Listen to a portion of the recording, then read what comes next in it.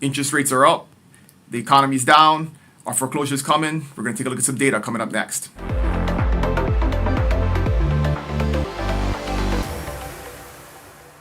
Hey, what's going on, friends? Lots of discussion recently about what's going on in the economy, the effect of interest rates on housing prices. And as always, we like to go back and look at some fresh data and see what's actually happening in the economy, what's actually happening in the housing market, and see if any of that worry is true or what really we can draw from the data now that can tell us about what's going to happen in the future. And so cutting right to the chase, right?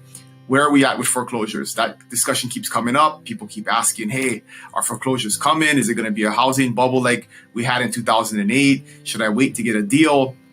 And the reality is, we'll take a look at a couple of pieces of data here.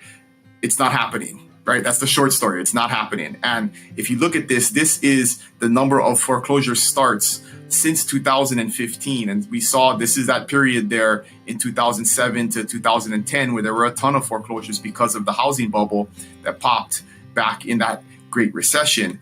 And since then, the number of foreclosures has steadily fallen. And this is the era that we're in today, right? The 2019 to 2022 era. And if you look at, these were the COVID years down here in the really low numbers, because for the most part, foreclosures were forbidden during those quarters. And so now we're getting back to kind of normal levels. We're not even back to historical averages in terms of the number of foreclosure filings that are happening.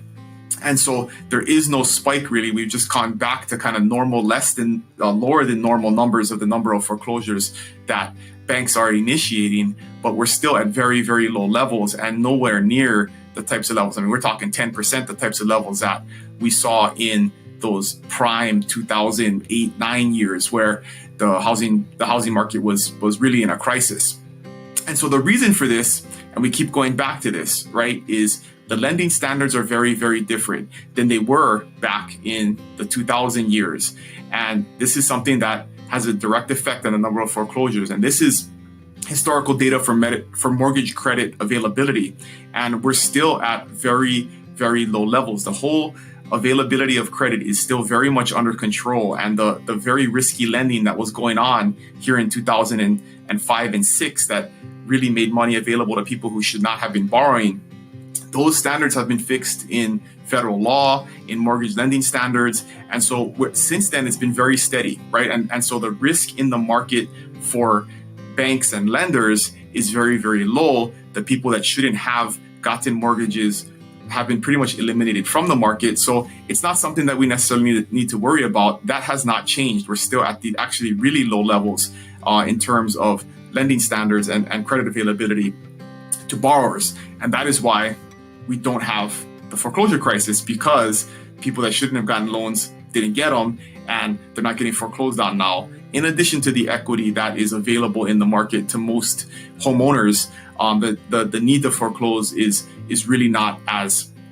necessary, because if you have any type of equity in your house, you can just sell it, pay off your mortgage, and walk away with some cash. And then we get into, this is the last slide that we've been looking at the last few months, right? But supply is very, very important to this whole discussion. And the supply of homes is still very, very low. We're seeing inventory starting to rise with our market reports we've been putting out in every local market. These are national trends here.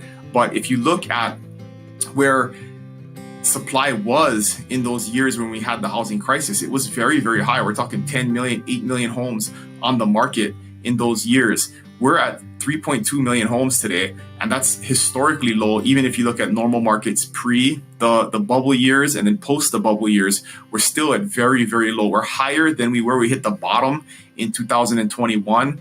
We're still above that, but we're still historically under the average. It is still technically a seller's market because of the low inventory.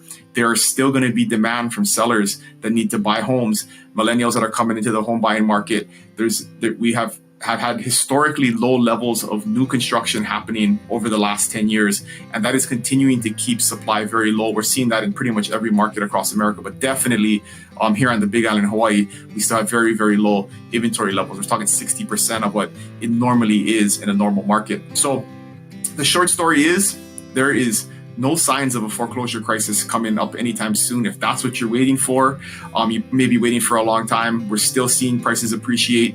And so staying out of the market and waiting for that may not be a fiscally sound decision. But we can always talk about your specific situation. If you want to book a meeting about your specific situation, you can do it in the comments below. You can email me at Dylan@BuyABigIsland, and we'll get back to you. And I thank you guys for watching. I'll see you guys next week. Law.